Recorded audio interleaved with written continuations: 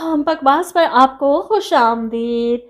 माँ नहीं सासू में ड्रामे की अगली किस्त में बिलाखिर आप देखने वाले हैं कि मामला पहुंच गया कोर्ट तक, लेकिन मुसर्रत बेगम के तमाम किस्से को एक सेकंड में किस तरह इन्होंने ख़त्म किया। मतलब अदरीस साहब पहले से ही सोच कर बैठे थे कि तलाकनामा तैयार करके ये मुसर्रत जब भी अपना हक लेने इनके दरवाजे तक आई तो इनके हाथ में पकड़ाकर जान छुड़वा लेंगे। और ऐसा ही होता है, मुसर्रत अपने हक की बात करती हैं तो अदरीस साहब कमरे से जाकर तलाकनामा उठा लाते हैं कि ये लो, तुम्हें तलाक दी, जान छोड़ो मेरी। फिर मुझे लगा कि शायद हक मेहर के नाम पर कोई करोड़ 2 करोड़ तो होगा, लेकिन वो भी 25 लाख लेकर खुशी खुशी वहां से चली गई कि अपने बेटे का हक लेने दोबारा आऊंगी। और अदरीस साहब भी सारे मामले से जान छूटने के बाद सुख का सांस लेते हैं। शाइस्ता को तो वो किसी न किसी तरह मना ही लेंगे। बहरहाल ये तलवार तो इनके सर से हटी, लेकिन दूसरी तरफ जब अरूज को पता चलता है कि इन्होंने मुसर्रत के साथ क्या किया तो इसे साफ नज़र आ रहा है कि कल को सलमान भी इसके साथ यही सब कर सकता है। इससे बेहतर है कि वो अपना हक इससे छीन कर वापस हासिल करे। अरूज घर वापस आती है और मुसर्रत बेगम के बारे में अपने घर वालों को बताती है। ये सुनकर महरीन परेशान होकर कहती है, अरूज तुम अब क्या करोगी? जवाब में अरूज कहती है, करूँगी नहीं अम्मी, कर दिया है मैंने। सलमान, अदरीस अंकल और शाइस्ता आंटी पर केस फाइल कर दिया है। यहाँ पर अरूज के घर वाले परेशान हो जाते हैं, पता नहीं वो लोग अब क्या करें। महरीन अरूज से कहती हैं वो बहुत जालिम लोग हैं शाइस्ता, और अदरीस इस तरह सब कुछ अपने हाथ से नहीं जाने देंगे। वो तुम्हें रोकने के लिए कुछ भी कर सकते हैं। तुम जानती हो ना कि तुम किन जालिम लोगों के सामने खड़ी हो चुकी हो। जिस पर अरूज कहती है, मैं सिर्फ अपनी माँ और बेटी का हक हासिल करने के लिए कर रही हूँ। लेकिन अम्मी, इन जालिम लोगों में आपने सलमान का नाम नहीं लिया, क्या वो हमारे मुखालफों में से नहीं? महरीन कुछ देर सोचती हैं और फिर अरूज की हाँ में हाँ मिलाती हैं, वो भी इन लोगों में ही शामिल है। मगर माँ के झिझक अरूज को परेशान कर रही है। मगर क्या?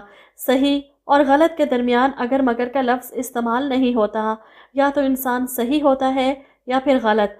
सलमान के खिलाफ जाने का महरीन बेगम सोच भी नहीं सकती। वो चाहे जैसा मर्जी सलूक करता रहे, लेकिन इनके दिल से उसकी मोहब्बत ख़त्म नहीं हो रही।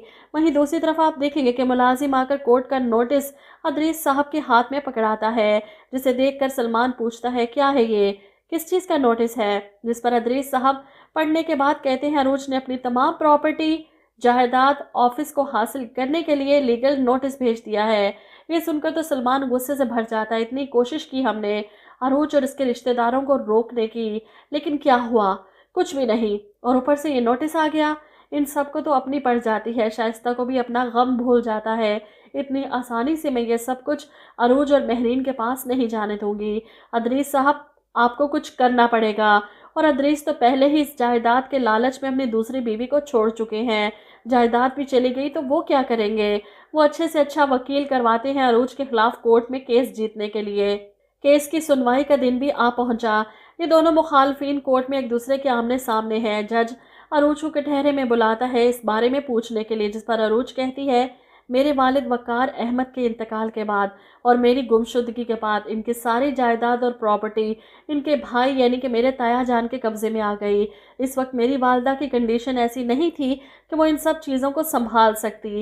लिहाजा मेरी आपसे गुजारिश है कि मुझे मेरा हक वापस दिलवाया जाए। अब जज केस की नोयत जानकर अरूज के खिलाफ सलमान और अदरीस साहब के वकील को बुलाते हैं और सलमान इनके कान में अरूज के खिलाफ कोई ऐसी बात करता है जिस पर वकील अरूज को कोर्ट में ये साबित करने पर मजबूर करेगा कि पहले तो आप इस बात की गवाही देंगे, साबित करें कि आप ही वकार अहमद की बेटी हैं।